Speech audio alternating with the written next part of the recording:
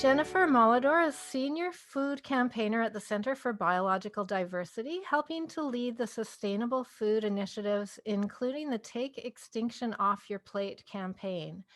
She drives the population and sustainability programs, earth-friendly diet initiatives related to industrial animal agriculture, overpopulation and overconsumption, and the impact of our food systems on wildlife and the planet. Before joining the center in 2015, Jennifer worked on a number of food, wildlife, and environmental campaigns as a staff writer for the Animal Legal Defense Fund. She holds a Ph.D. from the University of Notre Dame and taught for many years as a professor at Kansas State University and San Francisco State University. Thank you so much for taking the time today, Jennifer.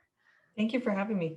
Really appreciate it. And so I always like to start by hearing people's vegan story. I'm assuming you weren't born vegan. I'm wondering, how did you find veganism and how has that influenced your life? Yeah, so I became a vegetarian actually once I became an adult and could shop for myself and cook for myself. And I did that for animal welfare reasons. I'd always loved animals, and I sort of made myself look at slaughterhouse pictures, and I thought, if you can eat meat after this, then that's that. But I of course couldn't. So I started that being vegetarian, and I went that route for many, many years. I lived in the Midwest, which was hard being a vegetarian. But I survived, and it wasn't until I joined the Animal Legal Defense Fund doing that work where I saw more systematically the exploitation of animals and understood how dairy harms animals as well, that I went vegan. So for some reason that just didn't click with me, and I'm glad that it finally did. Yeah, so like many people, I'm a nature lover, and I love being outside. I love wild places. I love animals, and it just seems wrong to contribute to the cruelty and the degradation of the planet. Right. It would like to hope that once we understand our role in things, we can shift gears and try to remove ourselves from that as much as possible. Luckily, it's easier now than ever, and more people are flocking to it, it seems. So there's hope. That's where I find hope for sure. And so the Center for Biological Diversity, how did you end up there, and what is it? So the Center for Biological Diversity is an international conservation nonprofit. We have nearly 2 million members and supporters, and we do legal work, science, and creative advocacy. And that's the area where I come in, the creative advocacy. And we aim to make the planet more livable for humans and wildlife together. And then I run the Take Extinction Off Your Plate campaign, which is a mouthful, as is Center for Biological Diversity.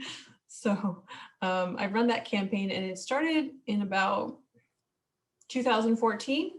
And the center was noticing that very few environmental organizations were making a really bold campaign that connected food and the climate, diet and climate, food and biodiversity, basically food production and wildlife impacts. So, the center wanted to take a bold stance on that. And 5-6 years later, now a lot of environmental groups are moving towards that. So that's great, to focus on basically consumer campaigns, individual solutions, but also systemic solutions. And I think that we need both, and it's really important to emphasize both.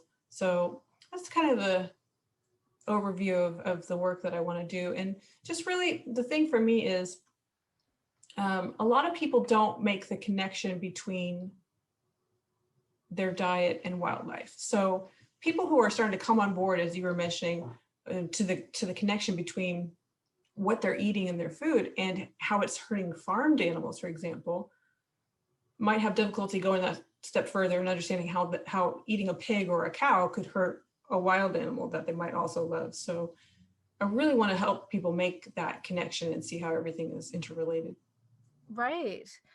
Yeah. So the systemic changes that you speak about, and the personal changes. This is an interesting conversation that I've had with environmentalists through the years who haven't made the leap necessarily, and kind of point to, well, big oil and gas, and we need to change governments and policies and laws. And I agree. We do need to change that, but I really enjoy taking the personal, really seriously, all the different things that I can do, including the food choice, which it turns out is actually the most important and biggest thing, most powerful thing we can do. And it seems to me that the more, if we had vegans in those places of decision making, it's just an automatic, something that they would automatically advocate for, right? Like it seems to me it would be difficult to advocate for, a plant-based food situation if you're not living that yourself. Not necessarily. I think that it's really important to work on and lead personal change. I think I influence people just by um, being passionate about what I'm passionate about. And I certainly make a difference with my own diet. I mean, it's one of the few things that you can do immediately. You can immediately make a difference for animals and for the environment with your diet 3 times a day. There's no question. But I think it's also really important to get policy in there that reinforces that and makes it a lot easier for people who can't do it quite so easily as others can. So, for example, getting municipal policies or state policies or federal policies that help procurement, that direct the budget of a city or a state or the government federally towards less meat, more plants, or an all plant menu. Just kind of normalizing it so that people are going to these places to eat and they're getting the food and they're encouraged in the dietary guidelines, for example, just as a normalization, not even necessarily as vegan, but just this is what a sustainable diet is, or a humane diet, an ethical diet. This is what we're eating. This is better for the planet. This is normal, and we're going to shift our food policies that way. And so that way, some people who might even be more resistant, it's just kind of a no-brainer, and it takes the decision-making burden off of them necessarily, and they're getting more access to healthy, sustainable food, which a lot of people in the country don't have. A lot of people don't have access to food, period. And a lot of people certainly don't have access to healthy and sustainable food. And for example, we could shift subsidies. We could stop subsidizing the meat industry, which is a big polluting industry. And we could instead shift subsidies to help farmers grow produce, fruits and vegetables. Currently, the US dietary guidelines recommends a certain amount of servings for the average American adult for fruits and vegetables. We don't produce enough in the United States to meet that requirement. On the other hand, the dietary guidelines is pointing out that men in particular are eating too much red meat. Meanwhile, we're subsidizing that industry. So those policies don't make sense. And we need to sort of combine our individual choices with systemic change that makes it easier to do that, because I'd like to choose to eat a certain diet that's better for the planet and more humane for animals. But if it's not accessible, then it's not going to work. Right. Yeah. And part of your campaigning is about food justice. So it sounds like that's what we're talking about here is the ability of communities to have access to food, and some do and some don't. And I know some people call that food apartheid, where there's just some areas, low income areas, that just don't have access. And I'm interested in maybe hearing about how this is grounded in colonialism, this whole situation that we find ourselves in regarding food justice. There's a lot of groups out there that are doing food justice work, and they have been for decades. And so I don't want to take the spotlight away from that. We are not in itself a food justice organization, but in the last year, and really even before that, we've been trying to support the work that others are doing. And we are taking on that work itself. I think this last year has really showed people that should have probably known this already, that food justice and environmental justice is an integral part of environmental work and really social justice broadly. Social justice is food justice is climate justice, and so on. These are all interrelated struggles and efforts and campaigns, and they need to be. So we're trying to take that on more seriously. And the link between colonialism, white supremacy has become more clear, and the fact that Native communities all over the country, for example, live hours away from supermarkets, don't have access to running water sometimes, or healthy, sustainable food, or their traditional foodways, is just one example of that. And this is not even just because of centuries of colonial policies. This is because of recent colonial policies, right? So if we're damming rivers and they're not being able to fish their native foodways, or losing seeds, losing land, and the impact of climate change on the land that they live on.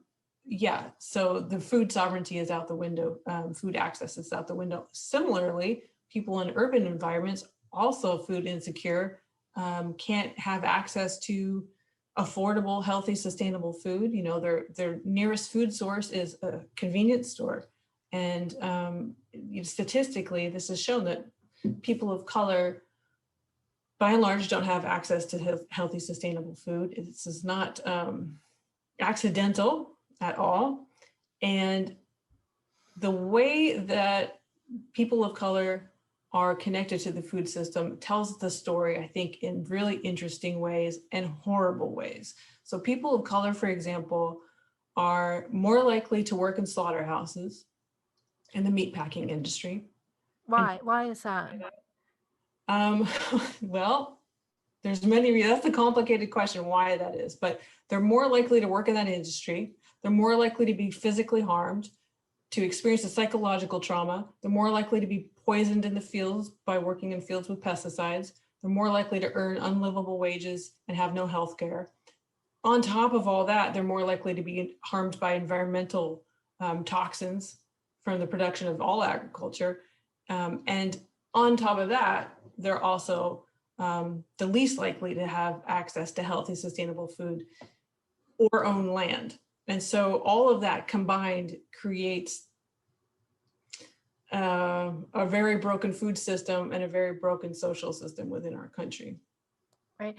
There's a move in Canada, I don't know if it's the same there, to try to introduce prison labor into animal agriculture, slaughter and houses and that sort of thing. And I've heard that in the States, I heard one person mentioned that, you know, if you're coming out of jail and you're on probation or whatever, and you have to get a job to prove that you're fitting into society, and often a slaughterhouse is one of the only places that will hire you.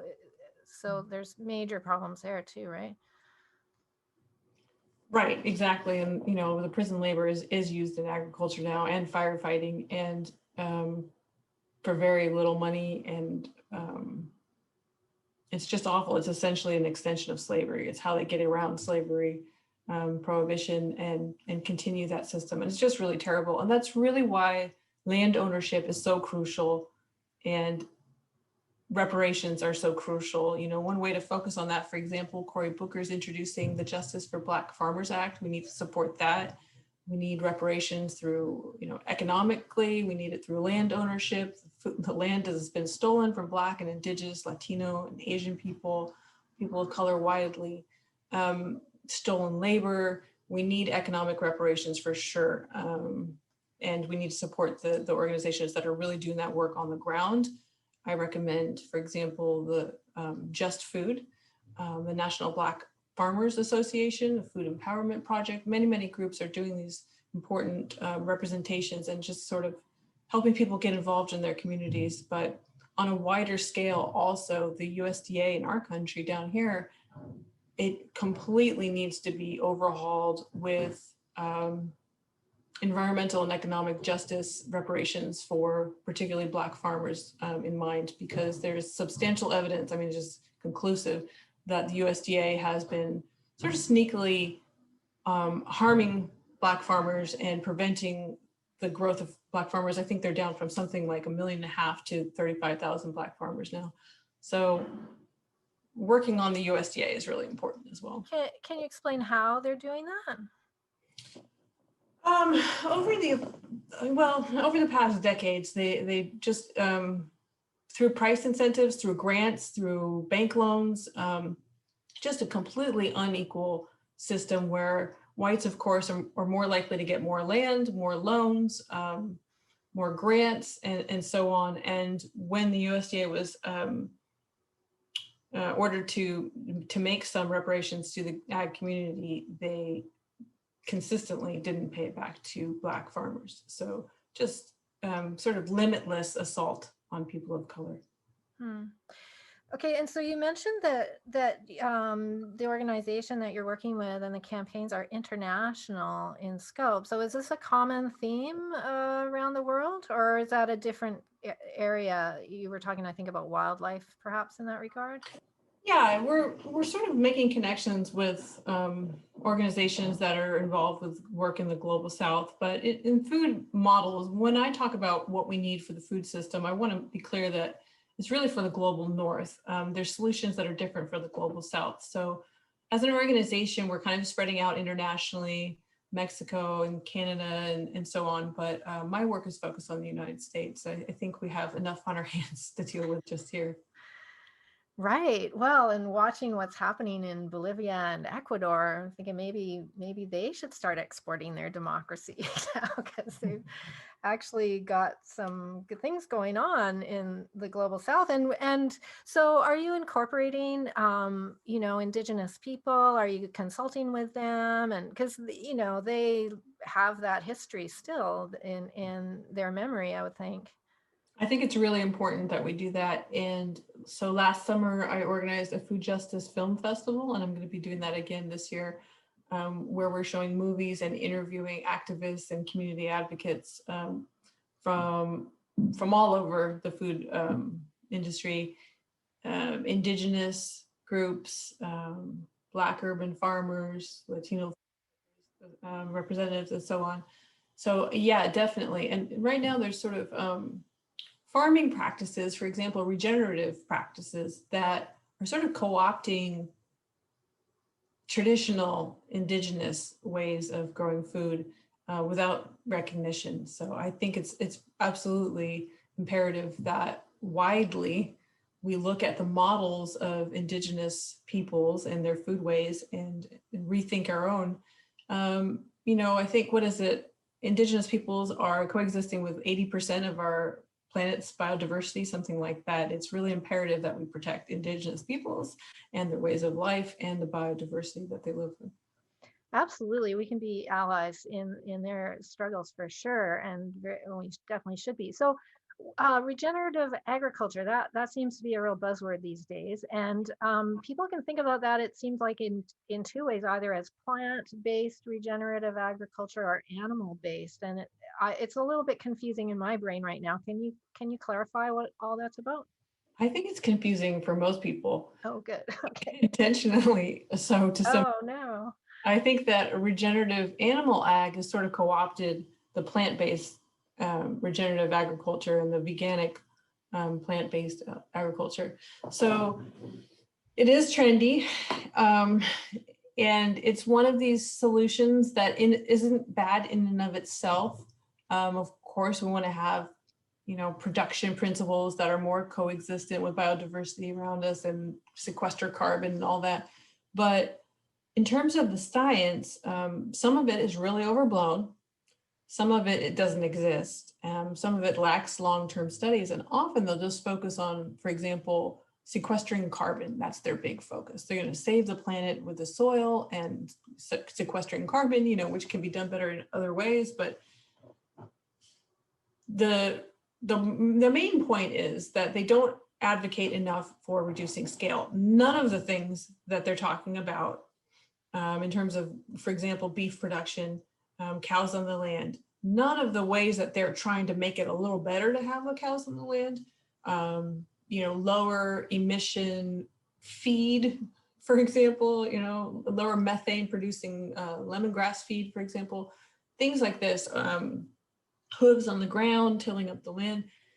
None of it is going to have the impact that they want to have on the planet, or that we need to have on the planet, unless we massively scale down production of beef in particular.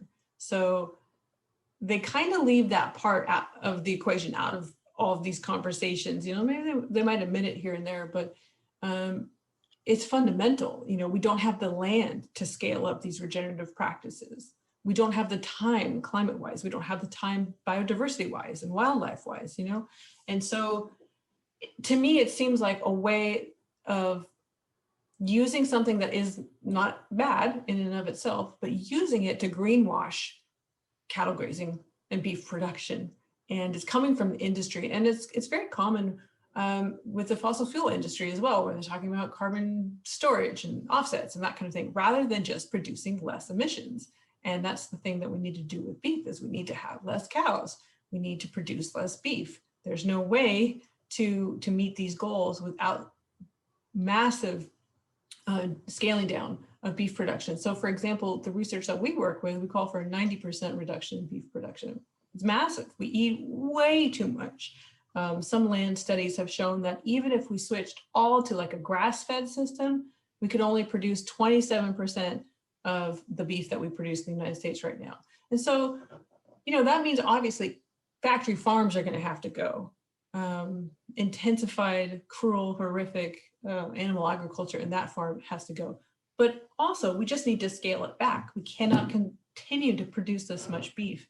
And so my hackles get up at the lack of science, the ignoring of biodiversity, because it's all about climate and carbon, and the lack of admitting that this has to be scaled down massively. And so it's not bad in and of itself. I would obviously prefer that we have the best regenerative practices, that we integrate indigenous food ways, but you can't get around the fact that we have to eat less meat, and particularly beef. And I think that some people are using this movement to get around that. And I think it's true of the local movement as well. People will say, well, all I have to do is just sort of know the livestock producer, know where my meat comes from. And that's not really true. That's had like a lot, as much as regenerative, right? That's got a lot of trending and attention to it, because there's something absolutely to be said about community-based agriculture and not these wide-scale agricultural systems. But that's better for plants.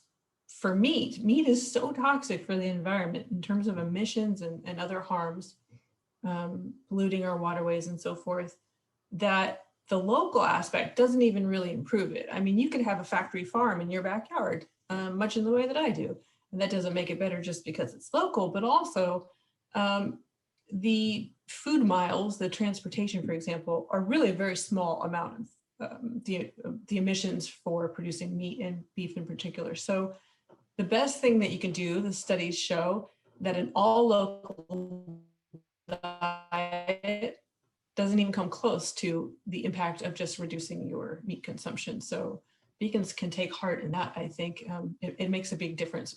Of course, eating local is also good, organic, regenerative, all this, but getting meat out is the best thing that people can do for the planet. Right. And yeah, sometimes I think people forget that we're living on a planet with 7.5 billion people and growing numbers all the time. And so it's simply not possible. It's something like a third of the earth right now is used for just producing animals for food, right? So it's really just not possible. It becomes a very elitist thing, I think, to think that we can all just eat from our local backyard animals. It's simply not possible. It's not possible for most people. Most people live in urban, suburban areas, and it isn't possible to meet our meat, so to speak. But also, people going out in the country talking to their ranchers, they don't know what to ask. They don't know how to measure environmental regulations and laws and water pollution, toxic and stuff like that. So there's just this myth that eating local will change everything. It's really important to be able to grow your own food. Food access is very important for equity. I want to grow my own food. I support a community regenerative agriculture for plant-based food.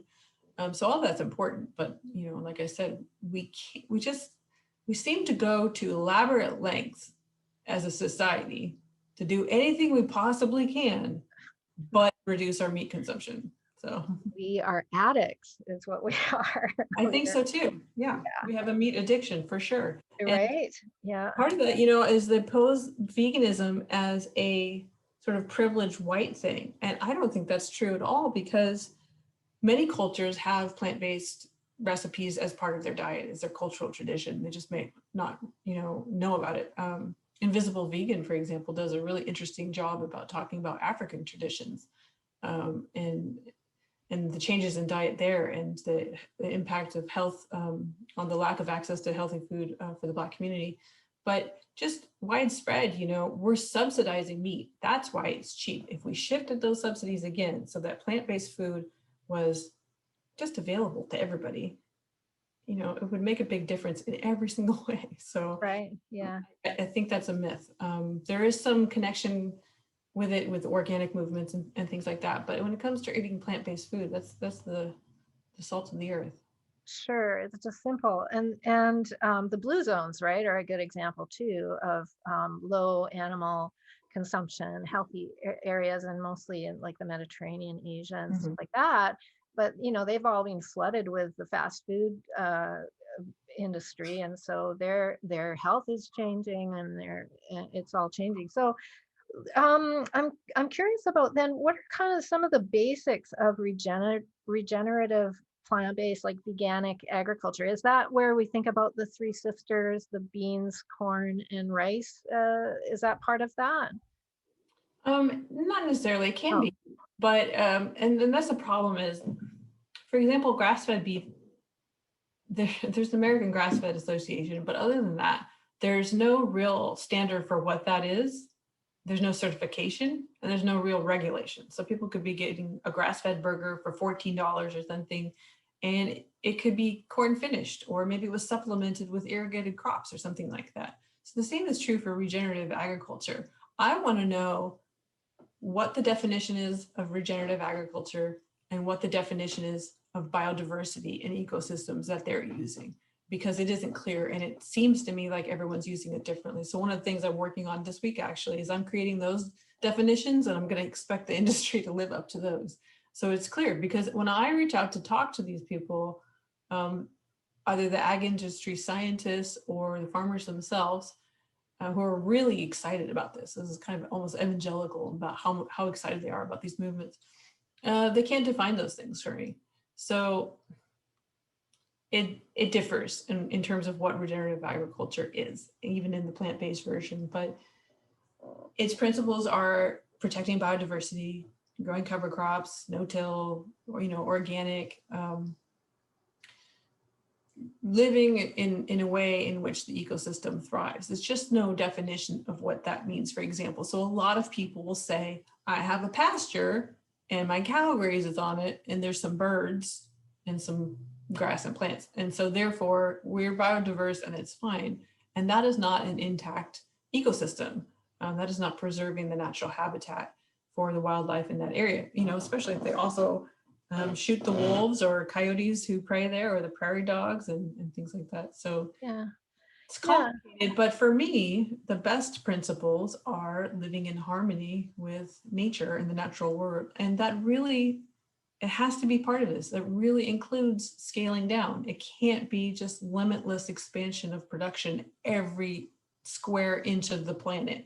That cannot be called regenerative agriculture. Right. Yeah, and you've written a lot about wild animals. So let's talk about those guys. So, it seems like you know a lot about what's going on with what's called predator control and the involvement of wildlife services and all of that whole picture. Can you tell us what's happening to the wild animals as we increasingly take over land for grazing and such things? Yeah, so wildlife services across the board, I think, gets people stirred up because it's a federal program, and it's called a rogue program by some people, journalists doing investigations, because it really has very little oversight and reporting.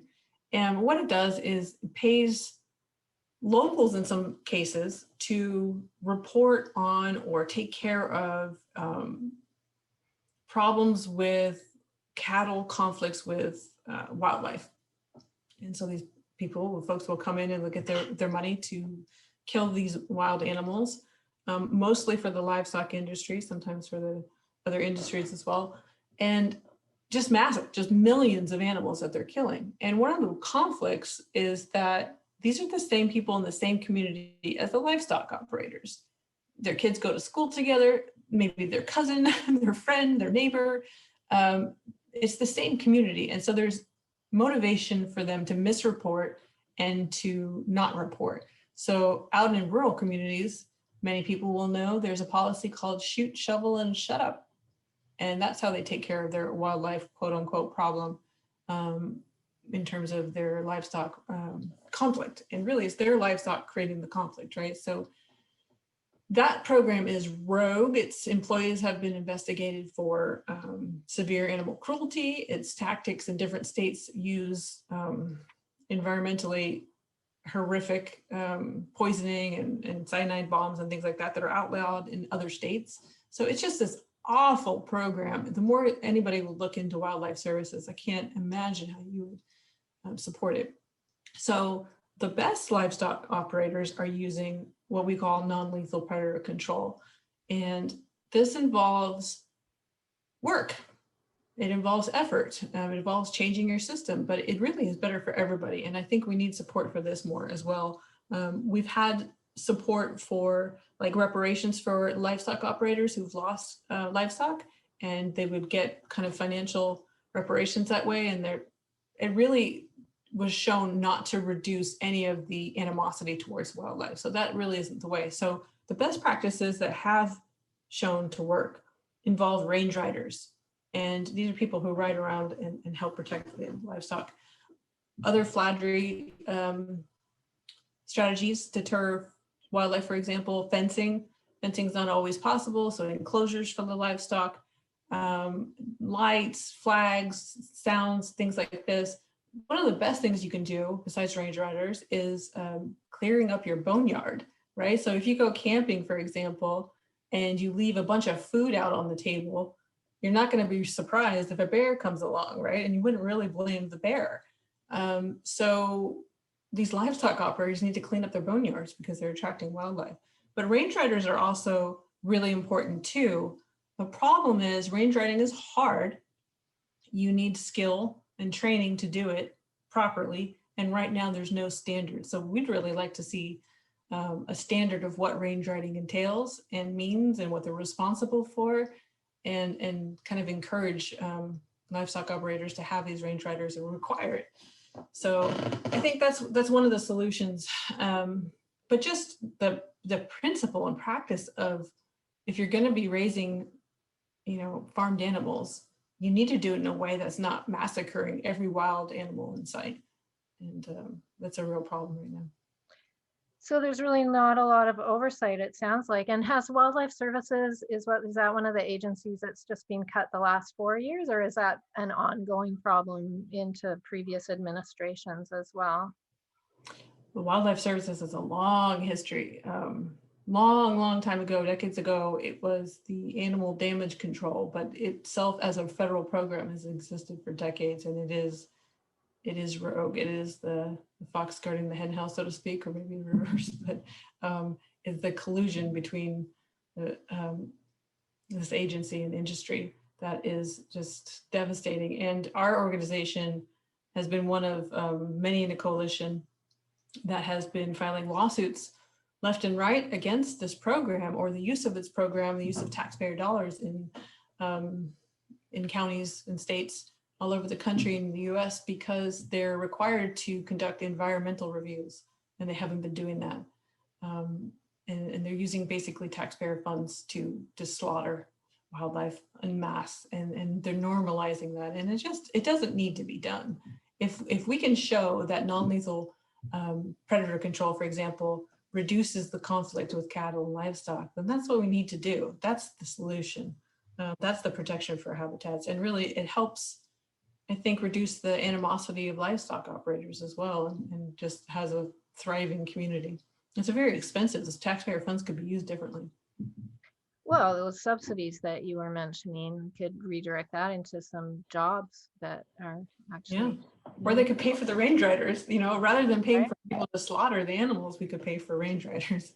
Right. And so for people who are just afraid of wildlife and would, can't really understand, why do we even want to protect them in the first place? What do you say to those people? Yeah, that's a great question. I would say look around wherever you are at the natural world that you may take for granted, and think about how much you appreciate that. So even people live in urban environments, they might appreciate birds or little creatures in the park and that kind of thing. And I think it's really important for, I think we crave for it. I think it's really important for our well-being, I think, to have a connection with the natural world. And there's several ways to look at it. You know, wild animals are important in and of themselves with no relationship to humans, just being there. You know, something like 4% of our entire planet is wild animals now. And so it's all become either humans or livestock. And that has an impact on the planet. So they exist for their own right. They're important and valuable for their own right, as are wild places and public lands. But on the other hand, biodiversity, or intact ecosystems and habitats with a variety of wild animals that is natural, is also important for humans. I think people don't realize that bees and butterflies, people are so upset about bees and butterflies declining because we can't grow food without bees and butterflies. We can't grow food without pollinators. You know, the loss of biodiversity impacts our climate and vice versa. And it impacts our food security, our ability to grow food. And that's going to be changing dramatically and drastically as climate change impacts us more and more over the coming decades, and it's going to. And we're having a mass species extinction crisis right now. So caring about other people is important for our society. Caring about people that have nothing to do with us is important for our society. And it's also important to care about animals that have nothing to do with us, not only for our own sake, but for theirs. Right. And some of the animals that sometimes we forget about too, I think, are the fishes. And so, you know, there's net fishing, and then there's fish farms. Would you describe, is there any such thing as sustainable fishing? And what do you have to say about these different forms of fishing? Yeah, so fishing isn't really the area that I focus on in my own work too much, but I have addressed food waste. So a massive amount, something like, some studies say half of the seafood we collect is wasted, and it includes bycatch. And so that's my most important thing, is a lot of the sustainable, quote unquote, companies and grocery stores are saying, oh, we're only selling sustainable fish. And these certification bodies that call themselves, quote unquote, sustainable, and yet they don't have any policy for bycatch. And bycatch is when you catch non-target species, whales, turtles, any manner of marine life, just for your fishing industry. And it's hard to imagine how you can consider that sustainable on that mass scale. And then there's, of course, in the fishing industry, ethical, human rights concerns and things like that. So the scale of our production and consumption is really beyond what can possibly be considered sustainable. 80% of fish stocks are also either fully exploited, overexploited, or have collapsed. And fishing is set to grow expansively, I think by 35 million tons in the next 9 years or so. Why? So no is the answer right Well, now. I'm Right. surprised to hear that it's slated to grow. What's that about? I don't know. I don't know why people want to eat more fish. And it isn't just because some communities survive on that. And those are certainly not the people that I'm talking about, the indigenous communities that survive on fish. It is the people all over the planet. It's the people all over North America who live in areas where fishing is not happening, and it's not something that is native to their environment, and it's shipped from all over, and that demand is out of control. Exploiting the seas for those who live in the prairies, for example, maybe fish should not be part of your diet. So maybe people are shifting away from beef and chicken or something, and they're picking on fish instead, something like that. I don't know. That's possible. The studies I've shown said people are moving from beef to chicken for sure, but I'm not sure that the seafood, I think the seafood expansion is because of the expansion of the global population. Huh. Okay, well, there's lots of great alternatives, plant-based alternatives that are very delicious and yummy and healthy. And so you mentioned that fishing and the bycatch is one category of food waste. We just have a few minutes left, but what else should we know about food waste? That because that's a huge thing that we need to deal with too, right? Hmm. I think if I was going to emphasize anything in terms of food waste, and one of the things that really rile me up these days about everything across the board, I hope that you've noticed that I've focused on this, is greenwashing, right? So greenwashing in sustainable food, greenwashing in regenerative beef, all these kinds of things where they're picking up on our desire to live more in harmony with the planet and less exploitively, but they're not actually changing. And that's not actually changing because we're not reducing production. So solutions to food waste kind of fall along that line historically as well, right? So we focused on compost or food donations. So you might get grocery stores, for example. I've written some reports about this that measure how much food waste they send to hunger programs, donation programs, or compost or recycle. But they don't measure or report how much waste they produce overall, right? So tracking that is one important thing. The commitment to producing zero waste is really crucial. ReFed just came out with a report recently that I think matches what I've been arguing for a few years. ReFed is really great for this if people want to look into this. But the idea is that preventing food waste is the key, right? Not just redistributing it, because once you've created the environmental harm by producing the food in the first place, you've created that environmental harm. It's a secondary harm to send it to the landfill. So if you can prevent food waste, you're preventing the environmental harm of producing it and the landfill. So I think going from farm to table all the way back to the farm and through the supply chain, preventing food waste for households, for restaurants, for grocery stores, for suppliers, for everybody. We have to think about the environmental cost of food production and get smarter about how we're shopping and how we're eating out and how we're purchasing and ordering food. Another example is in schools, for example. In the United States, we have this requirement that all kids need to have milk. And in my study of schools, that's the number one wasted food item, is liquid waste, milk. So that guideline, that requirement to have dairy products there, which are significantly racist in many ways, since that it has scientifically impacted Black communities, Black students differently. That requirement is an environmental harm, right? It leads to food waste. It leads to the harm of producing dairy in the first place. It leads to the secondary harm of wasting the food and so on. So there's lots of things that we could do to fight food waste. It's an enormous problem. 30 to 40% of the food that we produce is wasted, something like that.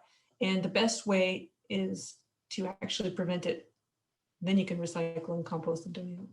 Right. Well, it seems interesting that there's all this food waste on the one hand, and then there's these food apartheid areas or food deserts on the other hand. Is there some way to just it's part is that part of what you're working with?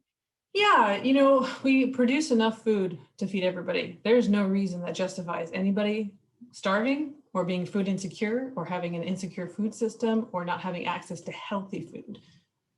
There's absolutely no justification. We need to shift our priorities. We need to shift our social justice, honestly. I don't think this is accidental that these companies and industries harm people of color differently, or animals, or the environment, so on. So we really need to restructure the food system so that it is resilient and sustainable and fair and equal and just and humane.